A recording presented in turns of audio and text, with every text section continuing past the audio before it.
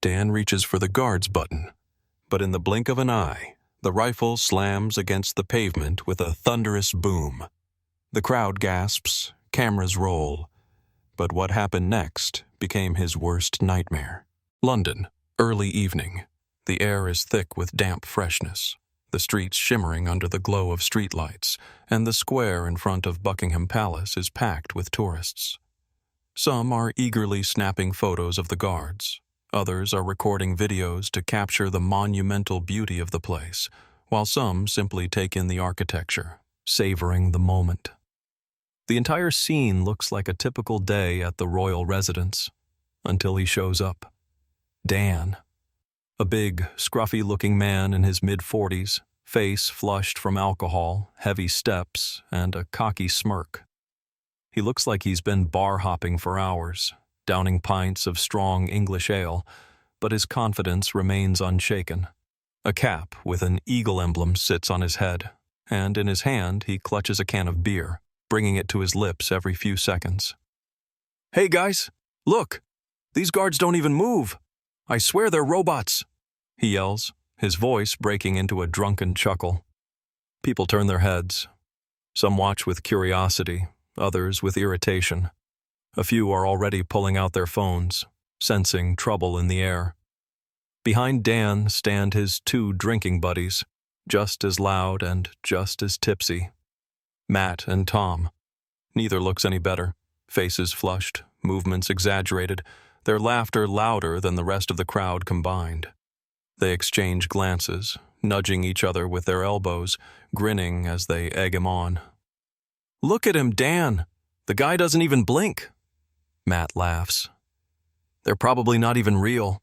They just wheel them out in the morning and store them away at night." Tom chimes in. The crowd begins to part, forming a loose circle around the group. Everyone knows something is about to go down. And then, there he is. The British Guard. Tall, rigid, with perfect posture. Light skin, sharp, cold features. His gaze locked onto nothingness. He looks as if he's carved from stone. A red uniform, polished gold buttons, and the towering bearskin hat that makes him appear even taller and more imposing. He doesn't move, he doesn't react, he doesn't blink. Dan takes a step forward. The crowd quiets. What if... Dan squints, his smirk turning devious. I check if he's real? There's a challenge in his eyes. Matt and Tom freeze, but there's no concern on their faces, just drunken amusement and anticipation. They don't stop him. Dan reaches out, slowly. His hand is inches from the guard's uniform, aiming directly for one of the buttons. The tourists hold their breath. Someone gasps. Someone raises their phone. Someone swallows nervously. Silence blankets the square. Everyone waits. The crowd holds its breath. Dan stands with his arm outstretched, his fingers mere inches from the guard's uniform, when one of his friends tugs at his sleeve. "Dan, are you out of your mind?" Matt's voice is no longer amused. There's a hint of unease creeping in. But Dan just waves him off, scoffing with a smug grin. His cheeks are flushed, his breath reeks of beer, and his confidence is growing by the second. "Relax, man. Is he even alive?" He smirks, reaching for the uniform again. And then, it happens. Bam! The guard moves. With a sharp, practiced motion, he thrusts his arm forward, shoving Dan back with precise, controlled force. The impact isn't brutal, but it's firm, meant to send a message rather than cause harm. Dan stumbles, losing his balance, barely managing to stay on his feet. The crowd gasps. Some cover their mouths, others burst into nervous laughter, and many are already recording the scene on their phones. But Dan doesn't fall. He straightens up, and his expression changes. First, shock.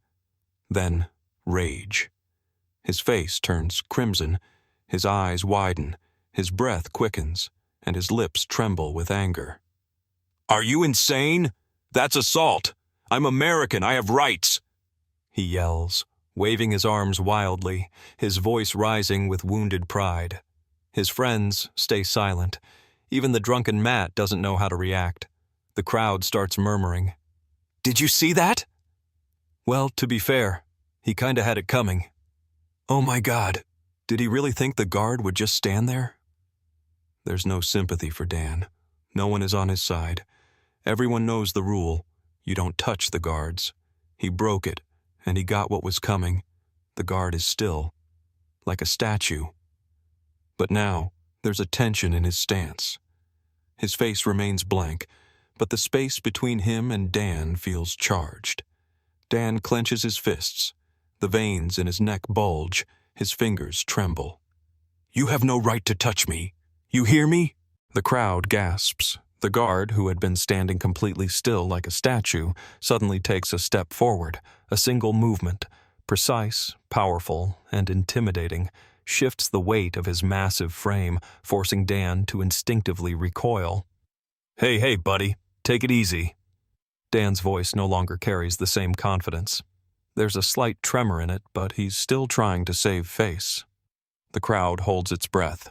Conversations stop, and tension thickens in the air. The guard doesn't blink, doesn't change his expression, but his posture is rigid, coiled like a steel spring ready to snap at any moment. And then, boom! The guard's rifle, bayonet attached, slams into the pavement with a deep, resonant thud. The sound reverberates across the square, rattling through the chests of everyone who hears it. It's loud, sharp, authoritative.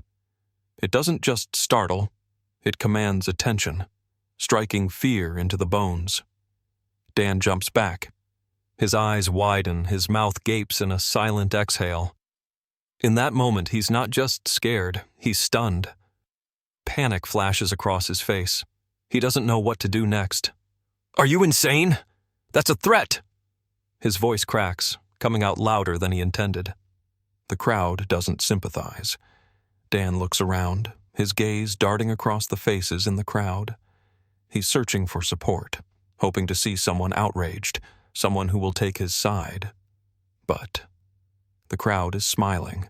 Some people snicker. Some exchange amused glances. Some even applaud. "You brought this on yourself, mate." "You touched him first, not the other way around." "Well, guess we just proved the guards aren't robots." Dan stands there, humiliated. His face is burning red with rage, his fists clenched so tightly his knuckles turn white. But there's nothing he can do. No American rights will help him now. No one is coming to his defense. Matt and Tom, who were laughing their heads off just minutes ago, now glance at each other nervously. Their grins are uncertain, forced. Dan, maybe we should go?" Matt suggests cautiously, but Dan already knows. The show is over, and he was the main clown. Dan stands in the middle of the square, stunned. His chest burns with rage, but he can't do anything. For the first time all evening, he has nothing to say. The crowd watches him, some openly laughing, others smirking in disgust, but no one feels sorry for him. One thought pounds through his head. What the hell just happened? Dan, who was so sure of himself, who thought he could easily provoke that damn guard and make him look foolish, now finds himself at the center of his own embarrassment. He wasn't ready for this. The guard, that damn British robot, is back to standing motionless, like he never even touched Dan. Like Dan imagined the whole thing. Like this entire mess was just his own pathetic little performance. The crowd begins to stir. People exchange glances, chuckling, filming, sending videos to friends. Some outright laugh. Well, he got what he deserved. I knew the guard would react. Dude, check TikTok. Someone already uploaded it. This is gonna go viral. A phone screen glows in the night. Dan is already the main character of the evening, just not in the way he wanted. Rage burns in his chest, but so does fear. There's no erasing this, no undoing it. His humiliation is already spreading online. Screw all of you, he huffs, whipping around. He straightens his shoulders, trying to look indifferent, like he doesn't care. like he didn't just lose, like he's just done with this ridiculous circus. He starts walking away, slowly but deliberately. Each step echoes loudly in his mind. The guard. That bastard doesn't even watch him leave. He stands frozen in place, unmoved, unbothered. And somehow that makes it worse. Damn it. He won't even remember me. Dan feels like an insect, one that crawled into a trap all on its own and is now left writhing under the gaze of an indifferent giant. Laughter ripples through the square. Well, Mr. I'm American, I have rights. How's that working out for you? A mocking voice calls from behind. Yeah, maybe don't mess with the guards next time. Hey, is it on YouTube yet? Someone tag me. Dan feels his face burn again, but this time, not from alcohol. Dan, maybe we should go, Matt mutters, trying to ease the tension, but they all know. It's over. Yeah, let's go. Dan grumbles, not looking back. He keeps his head down, avoiding eye contact with everyone. He just leaves. The laughter continues. The videos keep uploading. The guard remains motionless, as if nothing happened. And Dan is never coming back to Buckingham Palace.